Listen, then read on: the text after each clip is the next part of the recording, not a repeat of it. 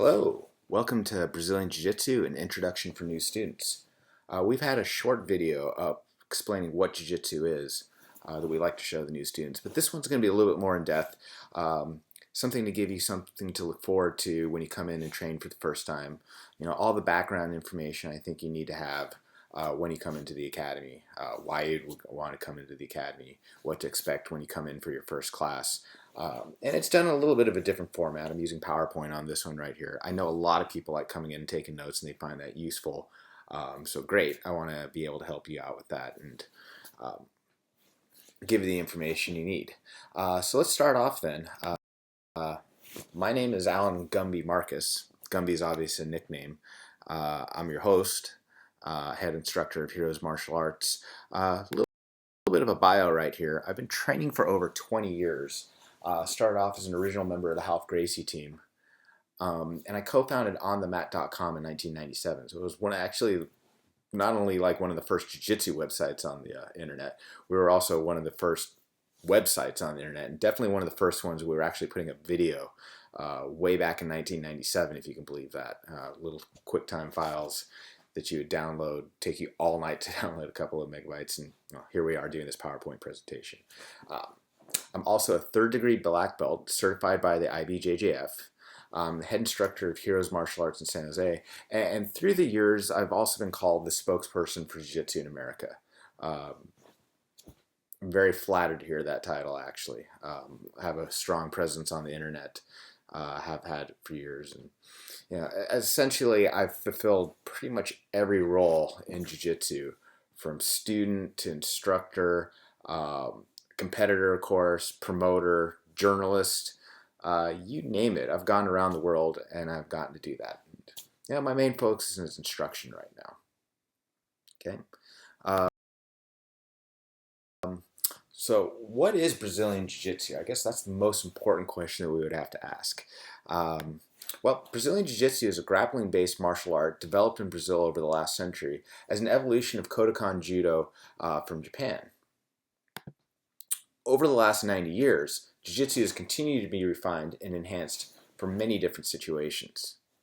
And one of the main points of Jiu-Jitsu, probably with the part that's most interesting to you, is with technique and leverage, a smaller, weaker opponent can overcome a stronger, more aggressive opponent. Okay, and I think that's good to know. Although I will say that technique is very important, obviously, in practice. There's some kind of correlation between how much technique you have versus how strong and aggressive and technical your opponent might be. But that's one way of looking at it right there. Okay, we've got a slide right here. That is Elio Gracie sparring with someone. It could be his father. But if you want to talk about the history of Jiu-Jitsu, as far as the Gracie family goes, they're definitely very important to the popularization of Brazilian Jiu-Jitsu or Gracie Jiu-Jitsu throughout the world. Don't want to go too much in the history, but one of the nice things about it is that any legitimate Jiu-Jitsu school or Brazilian Jiu-Jitsu school within the U.S. should be able to trace their lineage back from Maeda, the Japanese gentleman that came over from Japan to Brazil. There's actually more Japanese people in Brazil than any place other than Japan in the world, actually. So Maeda taught the Gracie family, some others too. There's a bit of, I don't want to say controversy about the history, but there's a couple of differing accounts.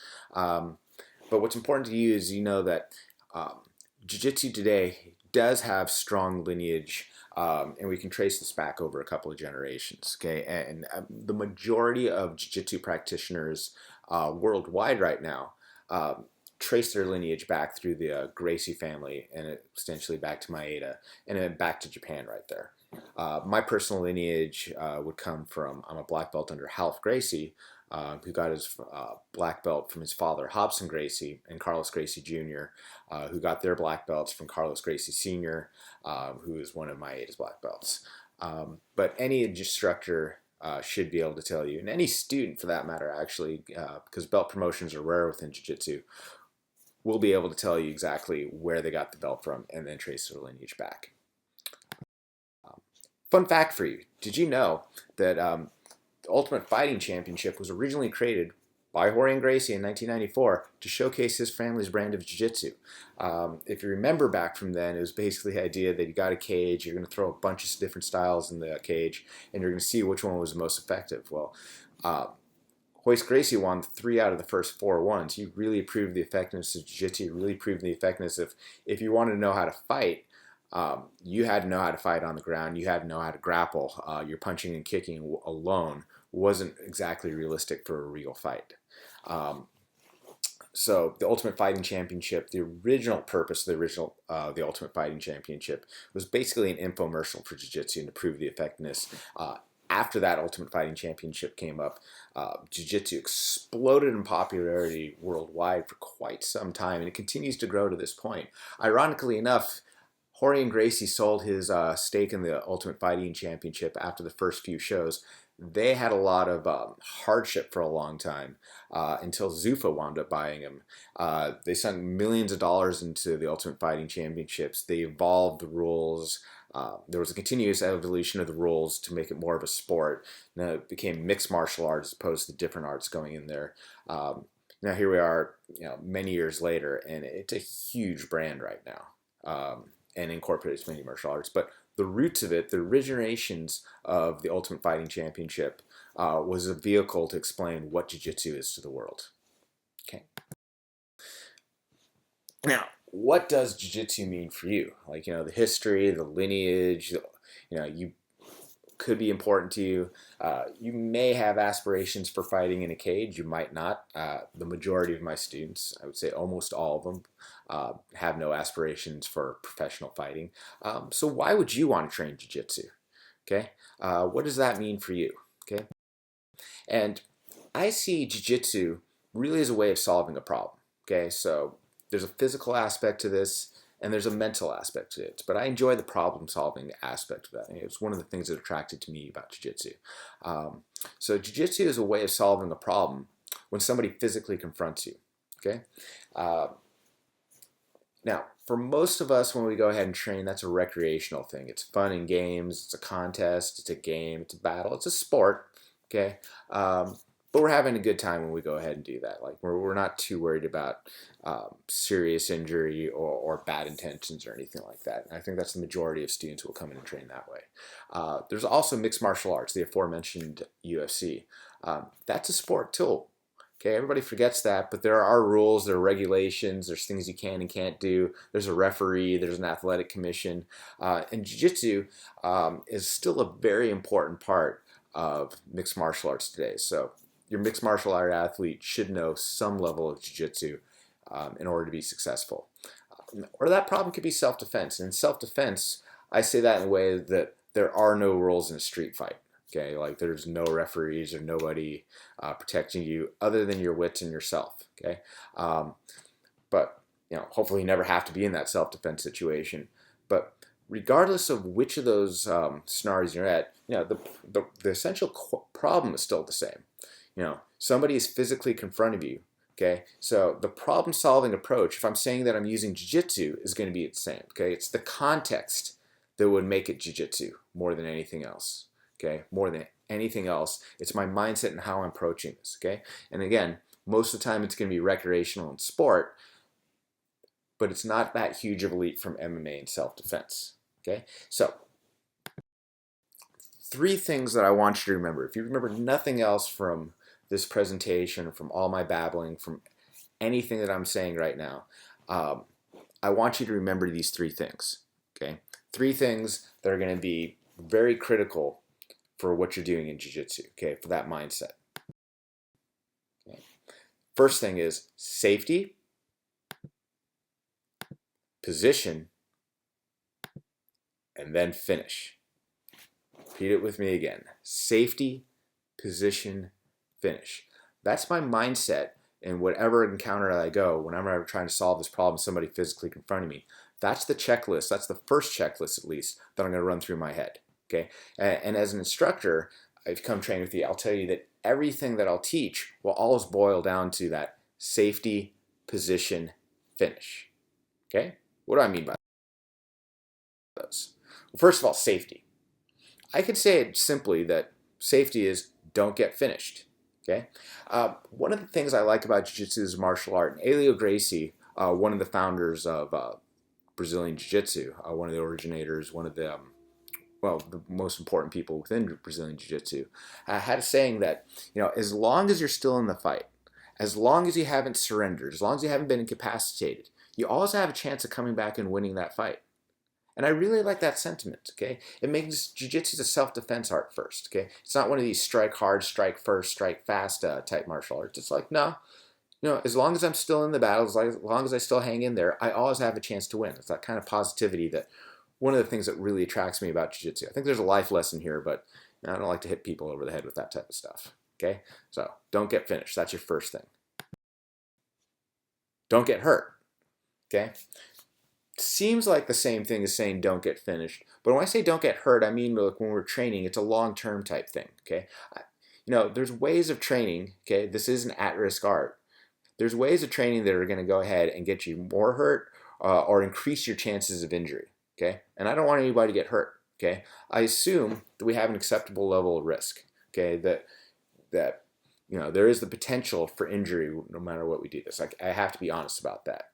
But I want to make sure that, regardless of the rules, the regulations, the situations we're at, that we train in a way that makes it less likely for us to get hurt. And not only just the short-term injury that, like I forgot to tap to something really quickly and my arm got snapped or something like that, or I fell in the wrong way. If you train with improper technique, if you don't think about your form, if you don't think about your safety long-term, you can build up long-term repetitive stress injuries, okay? Particularly your neck, your back, and your knees. I'm very protective of those things. And I make sure that as I'm instructing, as people work with me, they're cognizant of that too. Like, I want you to come in the next day and train. I want this to enhance your life, okay? I don't want this to do anything to diminish the quality of your life, which getting injured would do, okay? Position. It's really hard to define the word position without using the word position. Okay? Most of the time, if you have any kind of background in Jiu-Jitsu, and I'm kind of playing this slideshow right now as if you didn't have a background in Jiu-Jitsu, okay? Most of the time when we talk about positions, you think about all the ground positions or stand-up positions we get. And here's a diagram that I managed to find that described a bunch of them. There's guard, there's back, there's mount, there's side control, there's half guard, and then there's like divisions of that, like quarter guard, spread eagle guard, spider guard, etc., etc., etc. I don't want you to worry about that right now.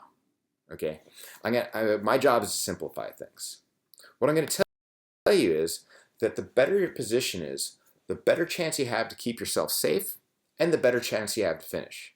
Okay, so a lot of times Jiu-Jitsu folks will say, well, position is the most important thing. Okay, I'm going to say it's the second most important thing. It's only second in importance to your safety, of course. Okay, let me give you a little demonstration on this slide right here. Okay, so imagine that you have two competitors, two athletes, two people that walked in, and they're identical twins. Okay, so by looking at this picture right now, there's no difference between the gentleman on the left and the gentleman on the right. Matter of fact, I just used a complete mirror image of each other. Okay, so we're saying that they're equal in strength. We're saying that they're equal in skill, speed, technique. Everything is equal between the two of them. Okay, and they're sitting there looking at each other. They're looking at each other with the exact same stance. Okay, if I was to ask you who's about to win this fight, it's a trick question. Neither one of these guys is about to win the fight, or both of them, I should say, have the exact same chance of winning the fight right now in this encounter, okay? Because everything is equal between the two of them, okay? So let's take a look at this next slide right now. Okay, this is a little silly. It's the same two gentlemen right there, but there's a shift. There's a difference right there. One person is, the person on the left is facing away from their opponent. Okay, the person on the right is still in the same position as facing their opponent. Okay, there's a saying, you always want your opponent to be in front of you, you never want to be in front of your opponent. But everything else is equal right now. Their age, their strength, their skill level, they're still clones of each other right now. But if you're asking me who's about to win the fight, I'm going to say the person on the right has a better chance to do it because, well, the person on the left isn't even facing in the correct direction. Okay, and this is a crude example right here, but it's very true. It's a demonstration of how important position is in a fight, okay, and how much we're banking on getting the good positions and the definition of a good position to go through. It's a very simplistic view of this right now, but it's one that's worth thinking about. Finish. It's the last thing right there. Okay. What I have right here is a slide of a triangle choke. But again, the actual moves and techniques and attacks aren't as important right now. Finish is simply our way of ending the encounter. Okay. Most of the time when we talk about finish, okay, at the very least, most of the things that we train, especially when you're talking about a sport type context, when you're talking about the things that you do on a daily basis within jiu-jitsu, most of the submissions come down to this: chokes and strangulations. And there is a difference between the two of them. Okay, if you didn't know this, choke has to do with air getting in and out of your lungs, or your ability not to get air in and out of your lungs. Okay, if you ate a bunch of cake and got lodged in your throat, you're choking to death. A strangulation, on the other hand, is oxygenated blood going into your head. Okay, and to be more accurate within jiu-jitsu, most of the time we talk about strangulations. Okay, difference is a choke will last. You can survive a choke as long as you can hold your breath. If you got a big deep breath in, you might fight it off for, well, minutes theoretically. A strangulation, no oxygenated blood going to the brain, that will render you unconscious in about 10 seconds. Your brain cannot stop. Not survive without oxygenated blood to its head. Okay, you'd pass out at that point. Okay, and eventually something worse would happen. Major joint manipulations. Okay, within jiu-jitsu, when I say major joint manipulations, we're talking about major limbs and our shoulders, elbows. A little bit more advanced, you get to wrists. A little bit more advanced, you start to get into lower body submissions or spine locks or things like that. But when I say major joint manipulations, that's what I'm talking about right there. Small joint manipulation, like bending of the fingers and things like that, is generally not in the Brazilian Jiu-Jitsu curriculum. Okay, I'm aware of those things existing and their effectiveness in this. We do defend against that, but most of the time when we talk about finish, it's major joint manipulations. Okay, and there's competition legal and illegal holds. Okay, there's the aforementioned IBJJF, the International Brazilian Jiu-Jitsu Federation, which ostensibly for safety talks about, holds that would be legal in competition, holds that would be illegal in competition. And most of the time when you train, when you're sparring, when you're working with a partner, when you're even being competitive with a partner, you would work competition legal moves. But if you want to be an expert in grappling, you need to know the illegal holds too. Okay, if nothing else, how to protect yourself against them, how to keep yourself safe. Okay, depending on the situation you're at, like the rules could change, and I never want anybody to be dependent on the rules to protect them, anyways. Okay, like I want your own common sense and skills to be what protects you.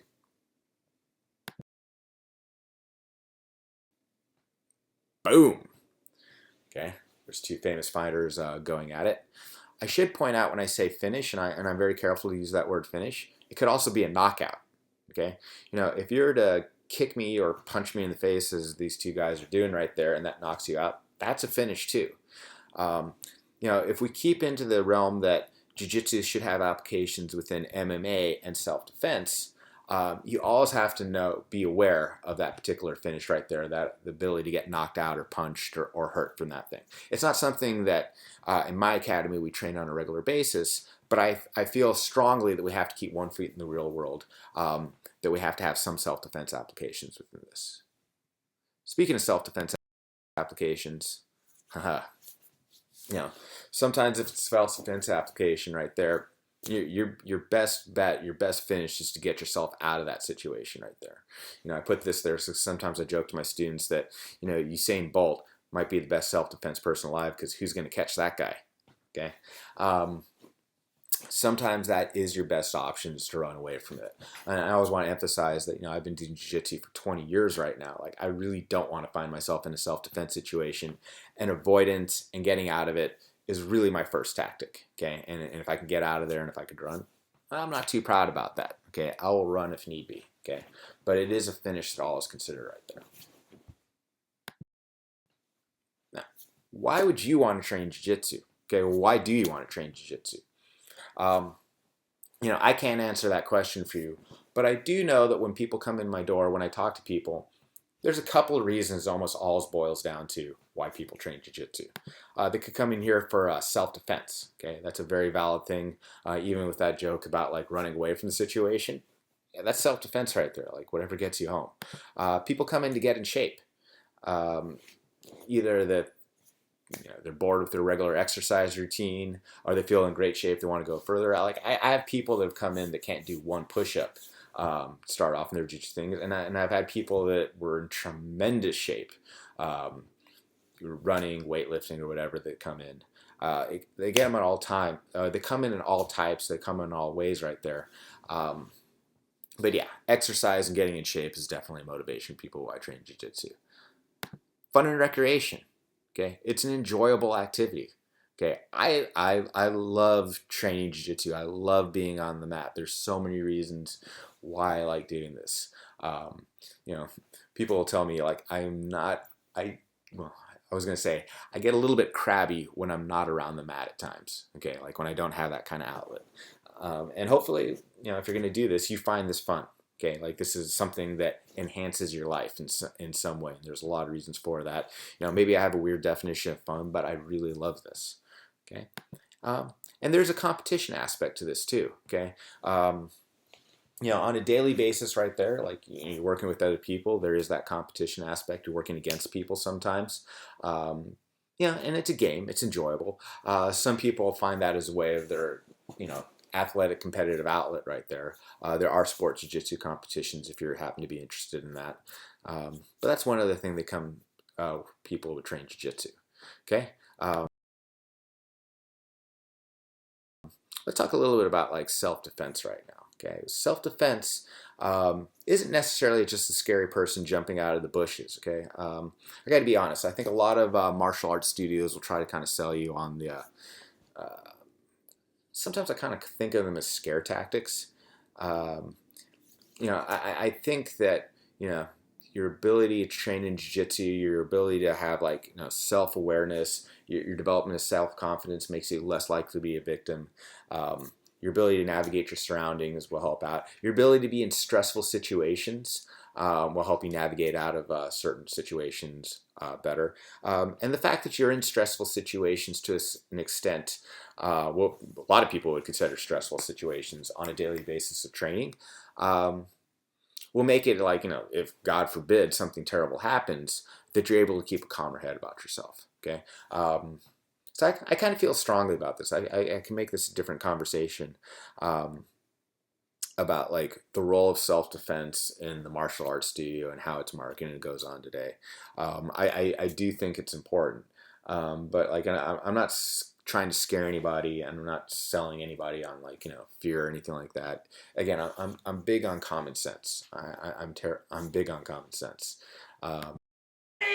Before I get too worked up about this. Come on, come on, come on!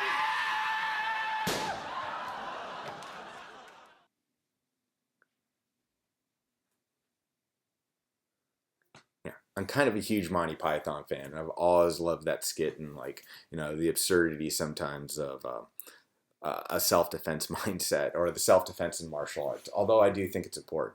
There's a Living Color skit with Jim Carrey that I couldn't find that was somewhat similar along those lines right there. So again, I want to be realistic about things, but realistic means being realistic about what you can encounter and being realistic about what I can teach you on that. Again, get in shape. Okay, what do I mean by get in shape? That's it's a joke. Rounds of shape. Nah, like people come in with all different body types. You don't have to be one of the appeals for jiu-jitsu. You don't have to be extraordinarily strong or flexible or fast or anything like that. It's very much about working with your body type.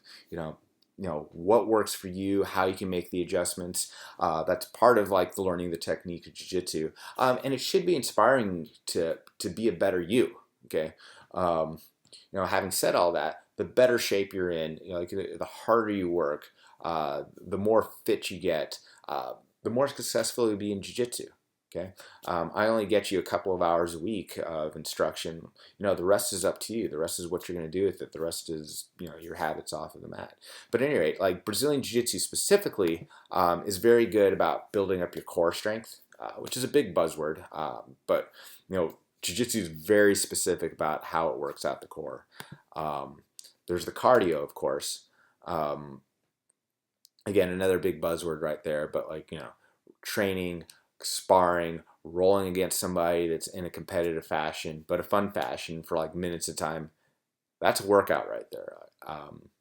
Uh, People will tell me like how tiring that can be, um, even when you know what you're doing. Um, Flexibility. Okay, that's another thing that jiu-jitsu will help with.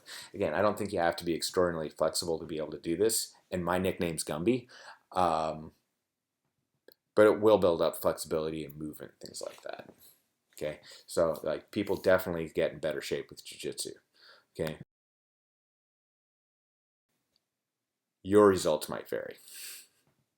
Okay, and there's your two top competitors right there. And yeah, I've been doing this 20 years. I wish I looked like either one of them. Fun and recreation. Again, I can't overemphasize the fact that people come in and have fun and have a good time. If you're not having a good time, why bother with it? Okay, if you're not having a good time, you're not going to be motivated to continue doing this. And again, those of us, I mean, a lot of us have different definitions of what fun is. Um, but I try to make sure everybody has a good time. And again, everybody has their own thing, but that's one reason why people will come in and do it. It's enjoyable. It's a big stress relief. Um, yeah, you release endorphins as you work out. Like, like the act of problem solving is a good thing. The act of doing something physical is something like.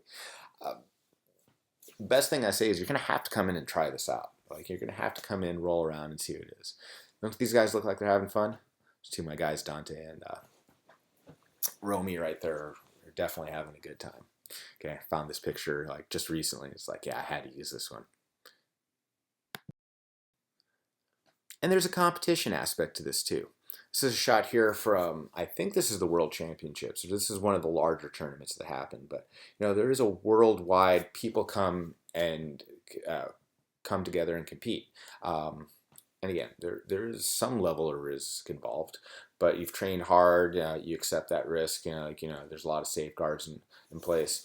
You know, after you get out of a certain age group, after you get out of college or after what are your competitive outlets? What are the things you can go ahead and do and compete on a worldwide stage, if not a local stage, um, and go out there and have that kind of outlet for yourselves. Okay, jiu-jitsu is a great one right there, and there's jiu-jitsu competitions for men, women, children, literally of all ages. There's categories that go up to like 56 years old that people compete. So it's a wonderful way of being able to go out and kind of up your intensity level, have a goal. Test out your skills, learn something about yourself, make some friends, accept it, and rise to a challenge. Now, having said that, I really want to emphasize that, at least in my experience, less than 20% of the gym, my gym, less than 20% of practitioners I've seen within jiu-jitsu actually do compete. Okay, so it's definitely not the end-all be-all. It's only a small portion of your game, and I certainly don't want anybody to feel pressured that you have to compete. It's like, no, it's up to you what intensity you want to go to. You can certainly come in and just have some fun, roll around in a recreational standpoint. But if you need that little bit of an edge, it's there for you, and we'll support you on that. But it's not even the majority of people that will actually ever go out and compete. Something else that doesn't get mentioned enough, but I'm going to go ahead and mention is one of the reasons why people will train, is the community. Okay, the community of people that you work with, the community of people within your gym, of course, okay, or the gym, or our gym, of course, there's a very strong community of people, you roll, you sweat, you toil with these people, you learn from these people, you compete with these people, you build up a bond, okay, and there's that bond within the community, and it's very important, and not only is that community within your own gym, if you're a jiu-jitsu practitioner, there's a bond with anybody else that does jiu-jitsu. Okay, we have far more in common than not. I always like to say that, especially with my travels and what I've done, any place that has a jiu-jitsu gym is a home to me. Okay, because I know that I can go into there and find a friendly face and have something in common, and that's always been my end. So the community is important. Okay, and this particular picture right here is a shot from a fundraiser that we did. It must have been the fundraiser that we did for the Philippines. We have a lot of Filipino and Filipino American students, and there was the typhoon that happened that devastated large areas, and yeah, it was a way of us getting together and supporting a cause. And we'll do that things like, jiu-jitsu can definitely be a part of the community, be a positive part of the community. I think that's very important. Okay. So this brings me to my own gym right here, Heroes Martial Arts, the place that I'm essentially trying to get you to come in, try us out, and train. Like, why do you want to train here at Heroes? Why do you want to train with me? If you've gotten this far, uh, hopefully you can see something in my passion for the art, my explanations, my ability to teach, as a good thing right there. But let me break this down a little bit further. Like, I think the biggest selling point that I have for Heroes is the people. Okay, like that's the big thing right there. Here's another community shot. This one's made up of all of our own students right there, whereas the previous one was a shot of the whole community coming together. But um, I, I strongly believe this. I've been told this a few times before. I don't want to seem like I'm bragging about this, but the community, the people that train there, it is the most important part. Like, otherwise it's just mats in a building. It's like, no, it's what we built up. You know, how they bring each other up. The friendships that they've made. There's been marriages in there actually.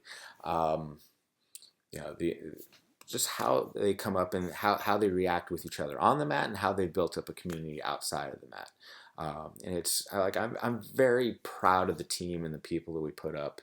Um, and again, it's like I'm saying this is like, yeah, it's one of the most important things to me, but it's hard to like articulate. Say you got to come in and see how you fit in with this and how the vibe is, and to me how special that is. Like I'm very proud of people. Like I would list that as the first thing about Heroes. Um, I would also have to say the instruction is excellent.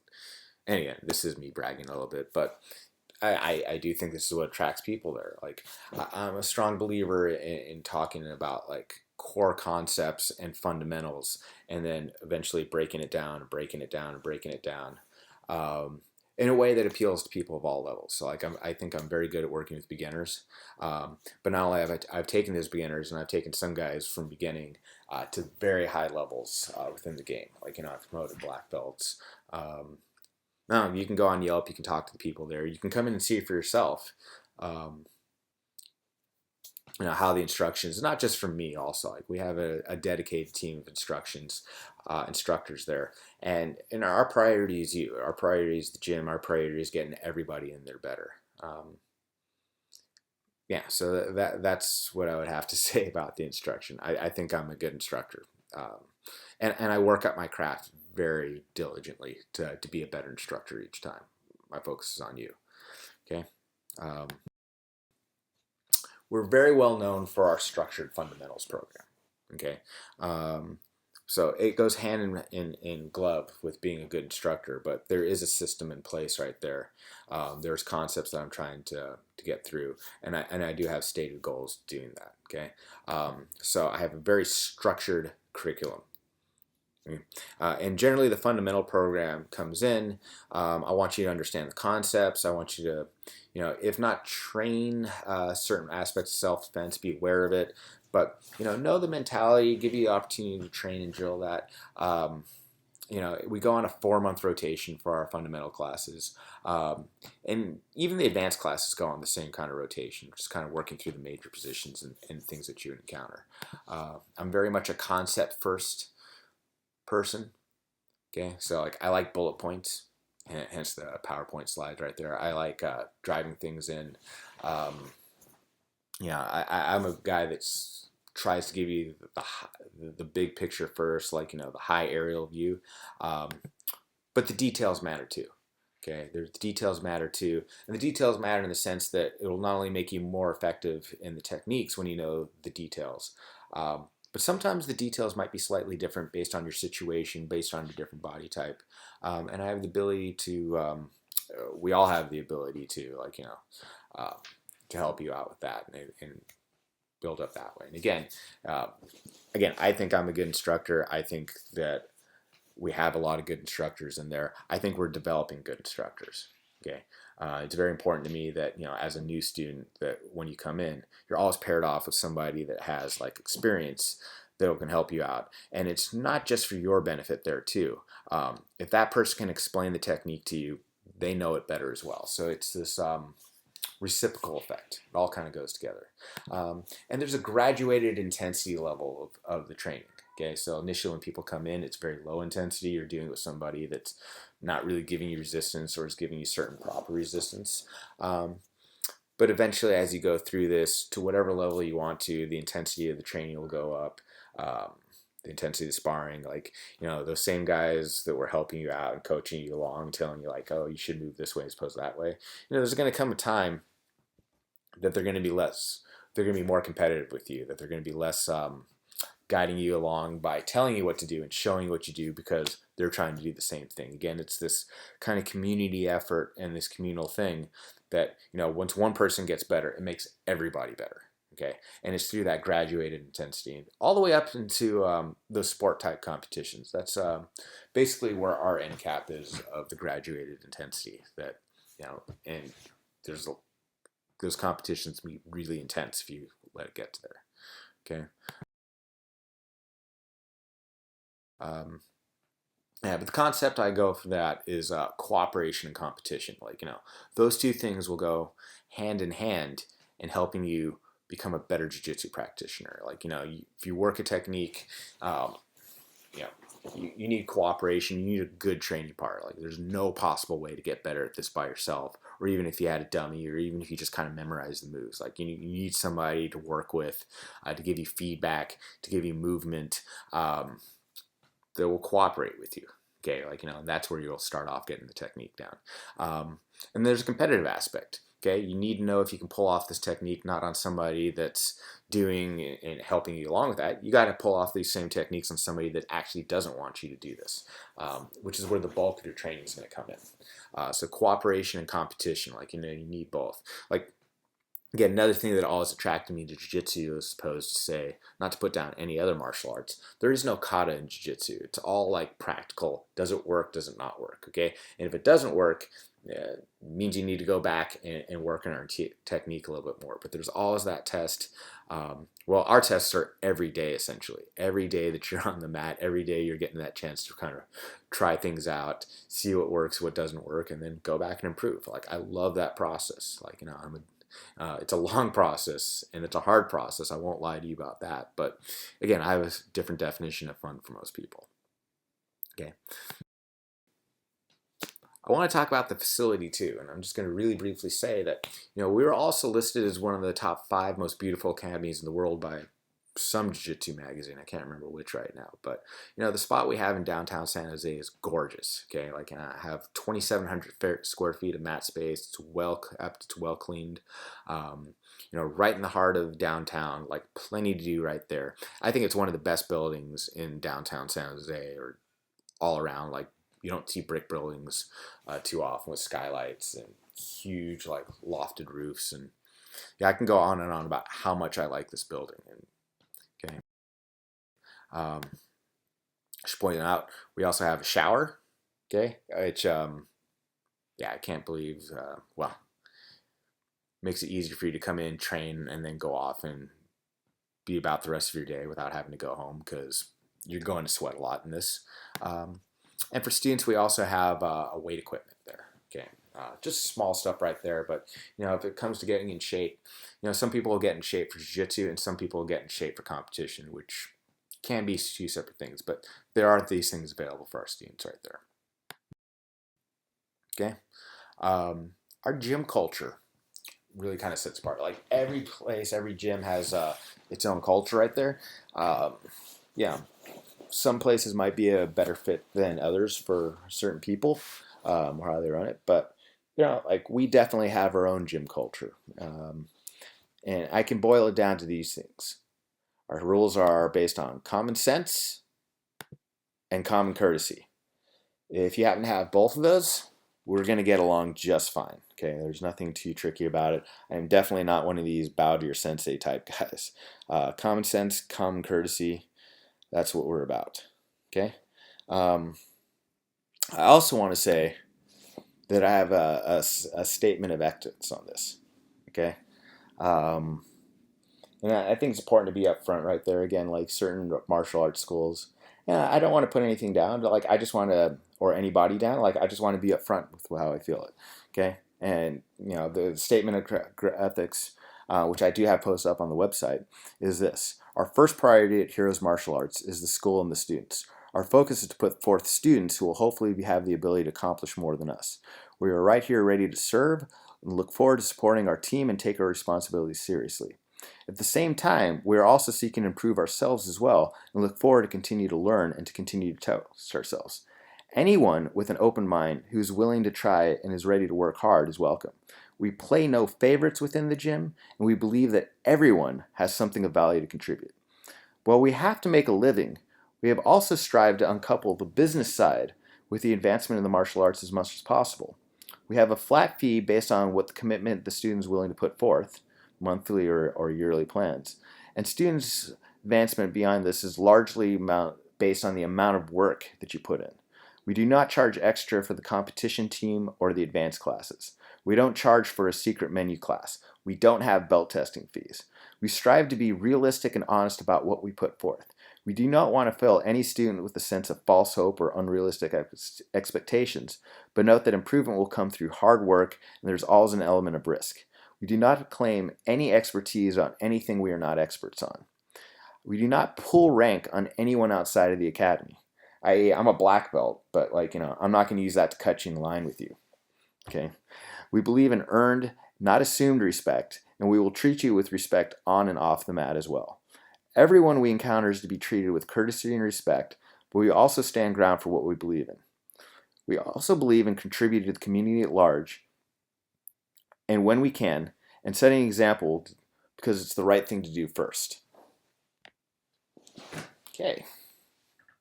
Just had to get that out of the way. Again, that whole statement is available on the website.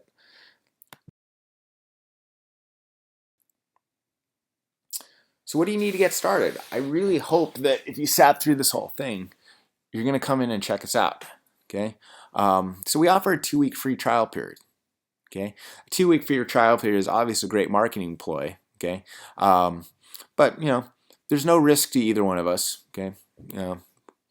Other than the risks of inherently going on and starting like a Brazilian Jiu Jitsu program. Like it's not a gimmick. We're not going to give you pressure tactics. The 2-week trial period actually works out well for both of us. So I wanted to make sure that, you're a good fit for us and we're a good fit for you. Again, that community aspect right there, that's very important to me. The people are the most important part about this. I want to make sure that this is where you want to be. So hence that 2-week free trial period. And it's so much more than just a marketing tool. And like I said, if you've made it through 40 minutes into this presentation right now, I really hope you come try us out.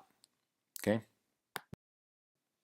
What can you expect? We'll provide you a loaner uniform for that. We do use the gi in most of our classes. We do have no gi classes also, but the vast majority of our classes use the martial arts uniform, the gi. Don't worry about that right now. When you come in, we'll loan you a clean one. Okay. When you come in to one of the fundamental classes, that class is about 1 hour. Okay, it's about 1 hour. Expect about 15 minutes of cardio and conditioning. Most of the exercise that we do in our cardio and conditioning, you could actually do at home if you want to go ahead and however many times you come in during the week, if you want to do a little bit of extra, maybe 10 or 15 minutes on your own at home at various points. Certainly would like to encourage that, but you'll get that. The 45 minutes of technique training and drilling tend to be a little bit more. That's what you come in there for. That's what you need to be working with a partner for. That's the meat of what we do right there. That's a fundamental class, is 1 hour right there.